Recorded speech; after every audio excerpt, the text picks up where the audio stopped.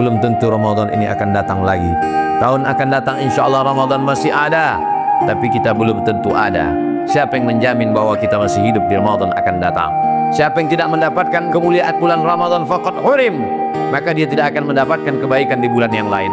Kalau di Ramadan saja badannya tidak sholat, kalau di Ramadan saja hartanya tidak keluar, kalau di Ramadan saja lidahnya tidak berzikir, kalau di Ramadan saja hatinya tidak sabar, tidak ikhlas, tidak ridha, apalagi di luar Ramadan. Bersyukur kepada Allah karena nikmat yang besar kita dihidupkan di bulan Ramadan.